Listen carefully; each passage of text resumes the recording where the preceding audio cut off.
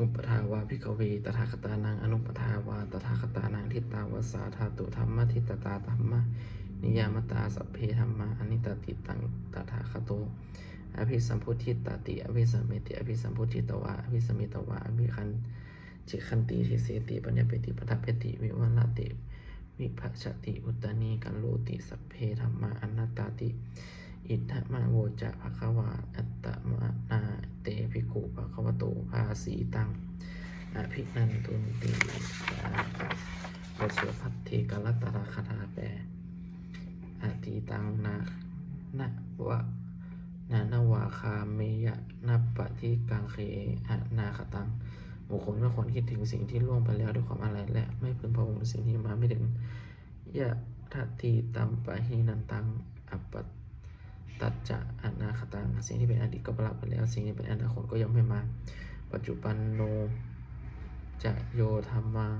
ตัทธาตัทธวิปัสสติอสังหิรังอสังกุปังตังวิธามนุปโลหเยผู้ใดที่เห็นธรรมเกิดขึ้นเฉพาะหน้าในที่นั้นแจ่มแจ้งไม่งอนเงียนของแขนเขาขนโมกูนักันเช่นนั้นไว้อัจเชวะกิจจมาตปังโกชัญญามารณากะสุเวความเพียรเป็นกิจที่ต้องทำวันนี้ใครจะรู้ความตายไม่พรุ่งนี้นะหิโนสังขลันเตนะมหาเสนาเนนะมัจจุนาเพราะพาดกัดเพียรต่อมัจจุราชซึ่งมีเสนามากย่อมไม่มีสำหรับเราเอวังวิหาริมาตาปิงอโหรัตตมานะติงที่ตังตันที่ตังเทอโหรัตตันนะเอวังวิหาริมาตาปิงอโหรัตตมะตันที่ตังเตเวพัทเทกาลัตโตติสันโตอาจิคเตมุนีผู้สงบย่อมกล่าวเรียกผู้ที่มีความเป็นอยู่เช่นนั้นไม่เกียจคร้านทางกลางวันกลางคืนว่าเป็นผู้เป็นอยู่แม้เพียงนาทีเดียวก็น่าชมบทสวดธรรมะสังเวคปัจเจเวขณะแปลสเพสังขารอนิจจาสังขารคือร่างกายจิตใจและรูปธรรมนามธรรมพระองค์สิ่งมันไม่เที่ยงเกิดขึ้นแล้วมีดับไปมีแล้วหายไปสเพสัทธาสเพสังขาราทุกขาสังขารคือร่างกายจิตใจและรูปธรรมนามธรรมทั้งหมดทั้งสิ้นมันเป็นทุกข์ทนและยากพอเกิดขึ้นแล้วแก่เจ็บตายไปสเพธรรมะอนัตตาสิ่งทั้งหลายทั้งปวงที่เป็นสังขารและไม่ใช่สังขารทั้งหมดทั้งสิ้นไม่ใช่ตัวไม่ควรถือว่าเราว่าของเราว่าตนของเราทุกหวังชีวิตต่างชีวิตเป็นของยั่งยืนทุกหวังมรณะความตายเป็นของยั่งยืนวัสสังมายาลิมาลิตาพังอันเราจะถึงตายเป็นแท้มรณะปริโยสานังมีชีวิตต่างชีวิตของเราเป็นความตายเป็นที่สุดเลยชีวิตต่างมีอนิยตังชีวิตของเราเป็นของไม่เที่ยงมรณะมีนิยตังความตายของเราเป็นของเที่ยงวัฏฏะความสังเวชอย่างกายโยอัจฉิรังร่างกายนี้ไม่ไปอยู่นานเปตวิญญาโนคันว่าจะอย่างวิญญาณชนโทอันนั้นเรียกเสียแล้วที่เสสติจากนอนทับปัตตวีซึ่งแผ่นดินกระดุมขลังอยู่ว่ากระดูกต่างทอนมาได้ความเปลี่ยนนิรัตตังหายุไม่ได้อนิจจาวัฏสังขาราสังขารทั้งหลายไม่เที่ยงเนาะอุปทาวะยะธรรมมิโนเป็นความเกิดขึ้นแล้วมีความเสื่อมเป็นธรรมดาอุปชิตตวานิรู้จันติครั้งเกิดขึ้นแล้วย่อมมีดับไปเตสังโวปัสโมสุโคความเข้าไปสงบระงับสังขารทั้งหลายเป็นสุดอย่างยิ่งสัพเพสัตตามาลินติจะจับทั้งหลายทั้งปวงกำลังจะตายอยู่มัลิงสุจะมัลิสเดที่ตายแล้วและกำลังจะตายแต่เทวหามัลิสมิเราก็จะตายอย่างนั้นเหมือนกันนัตติเมทัสสังสโยความสงสัยในความตายนี้ยังไม่มีกล่าวโดยบทสวดเมตตายังพิจิตกุศลังกัมมังสัพเพพระเทหิกะตังปุญญังโนอนุโมทันตุสุนันตุโหโตเยเทวาอัสมิญญาณีทิคตาทิคายุกะสันทาโหตุสุขิตาโหตุทุกขาปมุจจันตุมาตาปิตาสุขิตาโหตุทุกขาปมุจจันตุสัพเพยาติกาสุขิตาโหตุทุกขาปมุจจันตุสัพเพยาติกาสุขิตาโหตุทุกขาปมุจจันตุสัพเพเปสาสัพเพยัคขาสัพเพเปตาสุขิตาโหตุทุกขาปมุจจันตุสัพเพอัจฉริยุปัชชายะสุขิตาโหตุทุกขาปมุจจันตุสัพเพนักขตาสุขิตาโหตุทุกขาปมุจจันตุสัพเพเทวาสุขิตาโหตุทุกขาปมุจจันตุสัพเพสัมมิติงนางสามิชันตุโวสาธุบทสวดพุทธาทวด นะโมพุทธิสัตว์อาคันติมายะอิติภะคะวานะโมพุทธิสัตว์อาคันติมายะอิติภะคะวานะโมพุทธิสัตว์อาคันติมายะอิติภะคะวาปฏิทานาคาถายาเทวตาสันติวิหารวาสินีถูเปคะเลโพธิคะเลตหิงตาธรรมทานีนะพระวันตุปุชิตาโสทิงกาเลวนเตหะวิหาละมัทะลีเตลาจะมัชชานะวกาจะพิขโว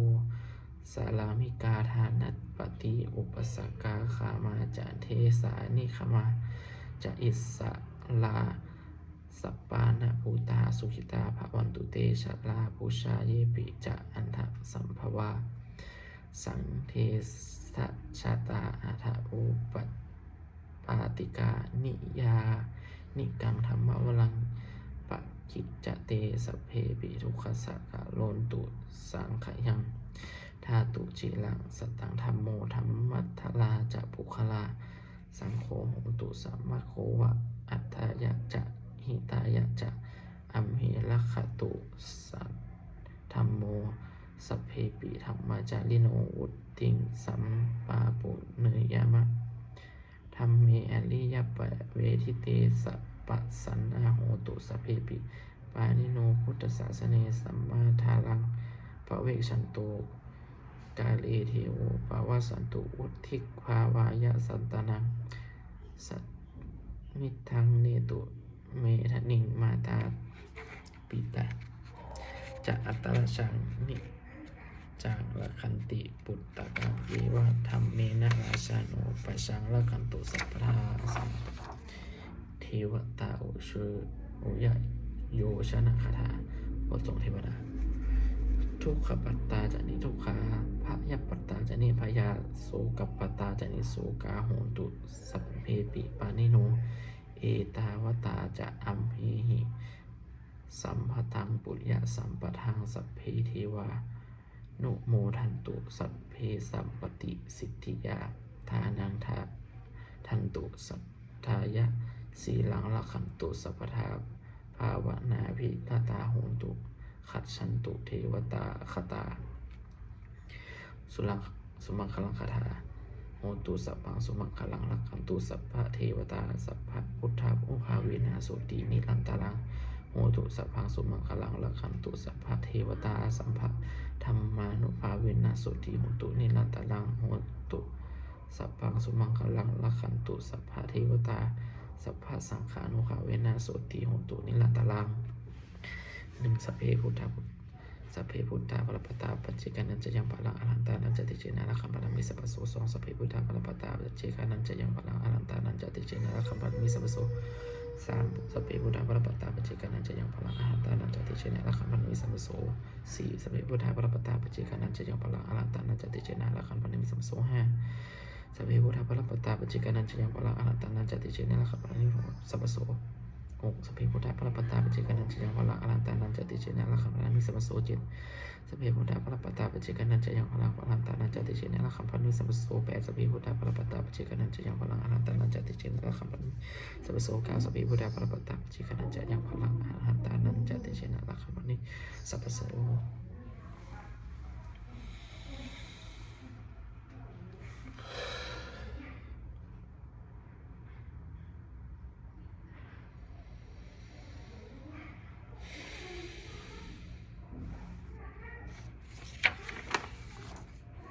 อำนาจแห่งบุญกุศลที่ข้าพเจ้า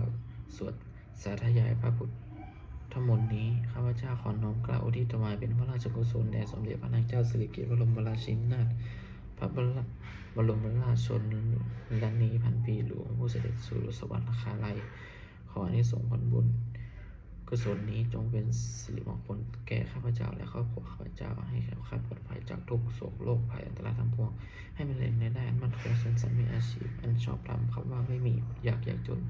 ขออย่าได้แก่ข้าพเจ้าขอให้ข้าพเจ้ามีสมาธิที่ตั้งมั่นในพระธรรมคำสอนแห่งองค์สมเด็จพระสัมมาสัมพุทธเจ้าดำรงอยู่ในความดีงามตลอดกาลอีกทั้งขอเทพเทวดาทั้งหลายผู้ได้อนุโมทนาสาธุในบุญกุศลนี้โปรดประสิทธิ์ประสาทพรน้อมส่งผลเอาน้ำขอแห่งมงคลไปสู่วัตถุปฏิตายอดเศรษฐีทั้งฝ่ายไทยลาวรวมถึงวัตถุมงคลทั้งปวงที่สามสิ่งอมฤตได้จัดสร้างขึ้นให้เพียง ด้วยพุทธานุภาพเทวานุภาพและฤทธานุภาพอันศักดิ์สิทธิ์อำนวยผลให้เป็นสิริมงคลแก่ผู้ปกครองและผู้บริจาคทุกประการนะความกุศลมันจะมีแค่เทวดาเด็กบุญของโมสาของพระเจ้าและของนายแบบของพระเจ้า